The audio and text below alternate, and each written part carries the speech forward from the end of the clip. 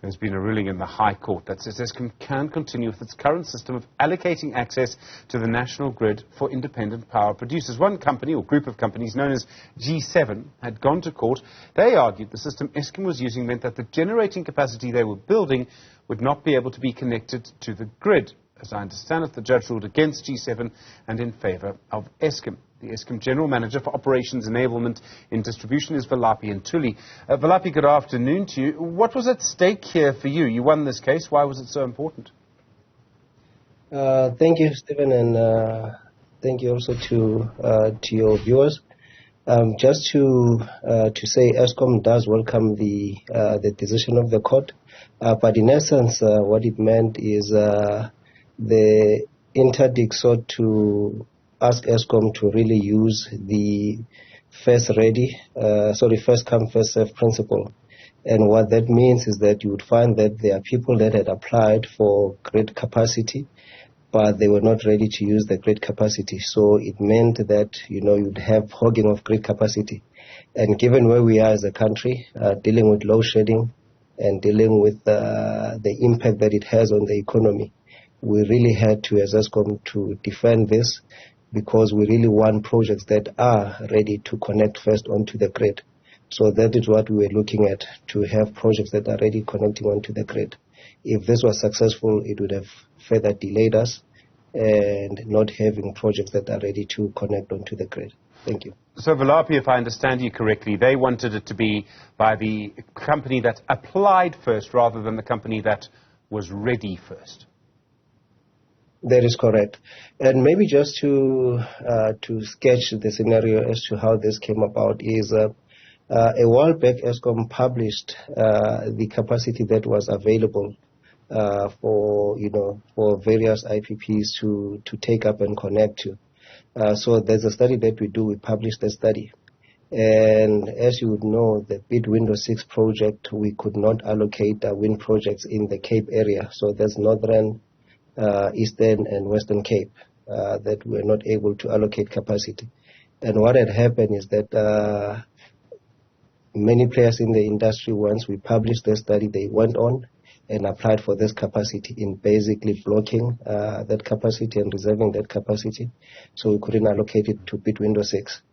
And when you look at the readiness or state of readiness of these projects, some of them are far from being ready.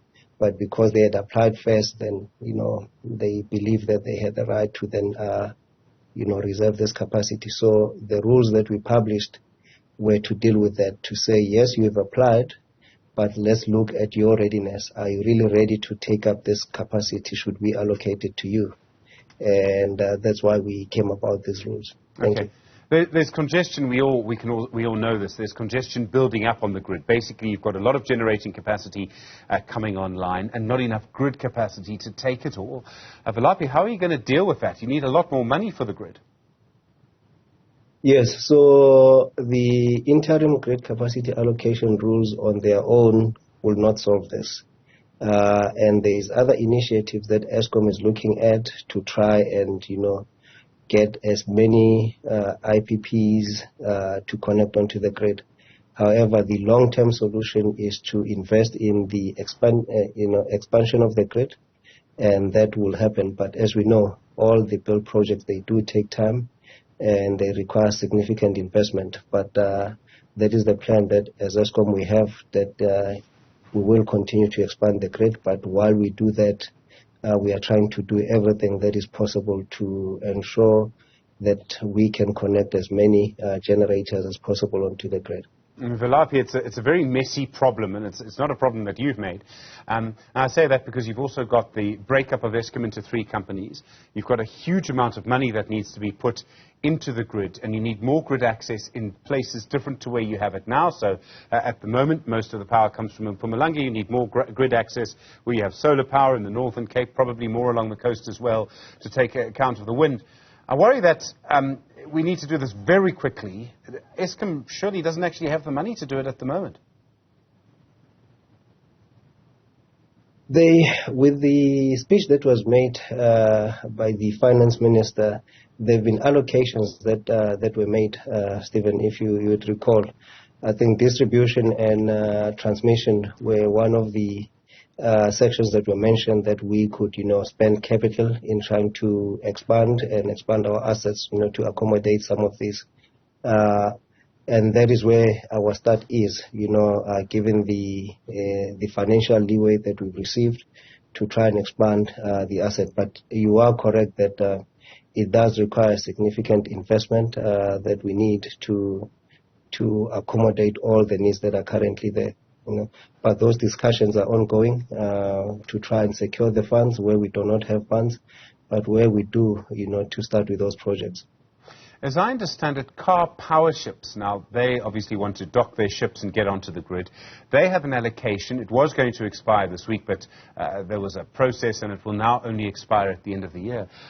What happens if they don't take up their allocation by the end of the year? Do they lose it? Do you know? Are you able to tell us? So that is one of the challenges that we have been dealing with. That once you allocate capacity, it takes long, and for this project it should not be taking that long, but it is taking long to come onto the grid. So what we had done in conjunction with the IPP office, it was to look at that situation and say, if we are to extend these budget codes, because they did have budget codes, we had given them budget codes. We said that if we are to extend these budget codes, there should be a line on the sand that is drawn. We cannot continue extending the budget codes while we are saying that we do not have capacity and there are people that can take up that capacity. So we issued, and this is for the first time that we did it this way, so we did issue the extension to those budget codes, but those extensions had certain conditions attached to them.